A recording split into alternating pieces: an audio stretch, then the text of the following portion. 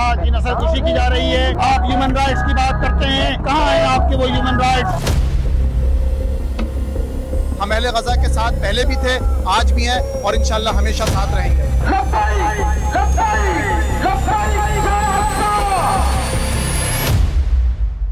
Genocide है जो जारी है पिछले 1.5 साल से।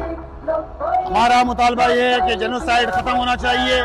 जिस तरह मजलूम फलस्तीनी भाइयों के साथ की नस्लकुशी की जा रही है और इस नस्लकुशी में अमेरिका इसराइल का पुश्तबान है। वो उसको डॉलर दे रहा है, वो उसको असला दे रहा है और उसी असले की बुनियाद पर बमबारी की जा रही है, जिसमें अब तक की इतलात के मुताबिक पिछले 3 दिनों में 700 से ज्यादा लोग शहीद हो चुके हैं।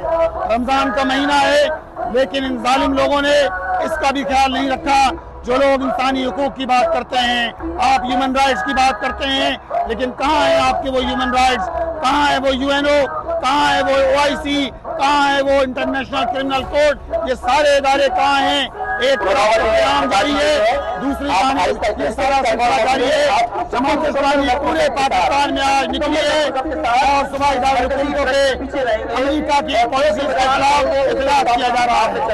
तो हमारा मुतालबा ये है कि पाकिस्तानी हुकूमत कंसेंसस पैदा करे, OIC का इजलास बुलाया जाए और अमेरिका और उनके हुक्मरानों को स्ट्रांगली मैसेज दिया जाए। आज का जो हमारा एहतजाज है, ये अमेरिकी सरपरस्ती के अंदर जो गजा के अंदर जंगबंदी की खिलाफवर्जी की गई है, अहले गजा को और फलस्तीनियों को जो बमबारी करके वहाँ सैकड़ों की तादाद में लोगों को शहीद किया गया है।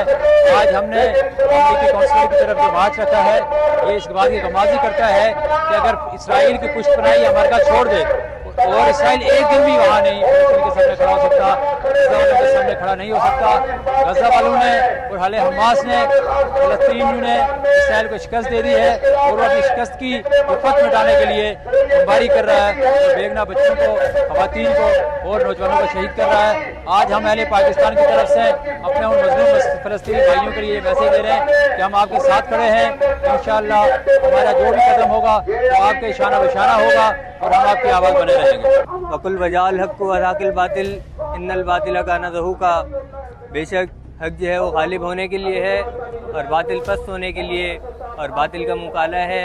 अहले गजा इस बार एक बार फिर से लहू लहू हैं कि जिस तरीके से पहले इसराइल ने अपनी सफाक ताकतों को इस्तेमाल करते हुए रमज़ान उल मुबारक के महीने में उन पर हमले किए थे, एक बार फिर रमज़ान उल मुबारक के महीने में उनको लहू लहू किया जा रहा है। पिछले 50 घंटों में 700 से ज़ायद जो है फ़लस्तीनी गजा के अहले गजा शहीद हो चुके हैं। वो बेयारो मददगार हैं, उनकी नुसरत सिर्फ़ अल्लाह रब्बुल आलमीन से है और इसीलिए आज अहले कराची इधर मौजूद हैं ताकि वो अहले गजा के साथ जो है इज़हार यकजहती कर सकें, अहले गजा के साथ जो है वो खड़े हो सकें, उनकी हिमायत कर सकें और अमेरिका के पिट्ठों की मुखालफत कर सकें, क्योंकि अमरीकी दलाल ही हैं जिन्होंने जो है वो बारहा इसराइल को जो है इमदाद फराहम की है और वो तमाम प्रोपेगेंडे उन्होंने अपनाए हैं जिसके तहत मुसलमानों को पस्त किया जा सके, मुसलमानों की नस्लकशी की जा सके।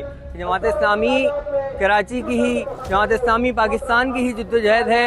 जमात इस्लामी पाकिस्तान ने मुल्क गिर एहतजाज के ज़रिए अवाम में जो है इस तहरीक को दोबारा से उजागर किया है और अवाम के दिलों में इस बात को उजागर किया है कि हमारे दिल अहले गजा के साथ धड़कते हैं। इस वक्त जो है वो हम गजा के हवाले से यकजहती के तौर पर एक ऐसे मार्च में शरीक हैं जो अमेरिकन कौंसलेट की जानिब जा रहा है। सवाल ये पैदा होता है कि इसराइल की जानिब से ये वहशियानापन दिखाया जा रहा है, लेकिन अमेरिकन कौंसलेट की जानिब इस वक्त पाकिस्तान भर में मुख्तलिफ बड़े शहरों में क्यों जा रहे हैं?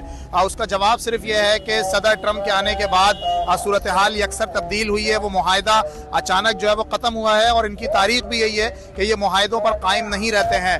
बहरहाल इसका जवाब जो है वो मुस्लिम उम्मा की जानिब से आना चाहिए, जो अभी तक नहीं आया है। इंतहाई अफसोसनाक है, लेकिन इस तरह के एहतजाज और मुजाहिरों से हम ये ज़रूर पूरी दुनिया में ये पैगाम दे सकते हैं कि हम अहले गजा को नहीं भूले हैं, अहले फ़लस्तीन को नहीं भूले हैं। हम कदम ब कदम शाना बशाना उनके साथ हैं और हर उस दरवाजे पे, हर उस ऐवान पे जाकर जो है वो उनका मुकदमा लड़ेंगे और दरवाज़ा खटखटाएंगे कि जहाँ पर जो है वो ताकत के मराकिज़ बनकर वो बैठे हुए हैं, और पूरी दुनिया में जो है वो यहाँ से बुलंद की जाने वाली आवाज़ जो है वो इंशाल्लाह ज़रूर सुनी जाएगी। और अमेरिकन कौंसलेट की जानिब जो है वो सिर्फ इसलिए रवा दवा है कि नबी करीम सल्लल्लाहु अलैहि वसल्लम की हदीस है कि मुसलमान जो है वो जिस्म के मानंद है कि एक हिस्से को अगर तकलीफ होती है तो दूसरा हिस्सा जो है वो ज़रूर तड़पता है। हम अहले गज़ा के साथ पहले भी थे, आज भी हैं और इंशाल्लाह हमेशा साथ रहेंगे। आग है, औलादे इब्राहिम है, नमरूद है, शायद किसी को फिर किसी का इम्तिहान मकसूद है। आज हम सब यहाँ जमा हुए हैं गज़ा के साथ अपनी वाबस्तगी जाहिर करने के लिए, गज़ा और अहले गज़ा के साथ। याद रखिए, आज गज़ा जो है वो एक गेम चेंजर बन चुका है।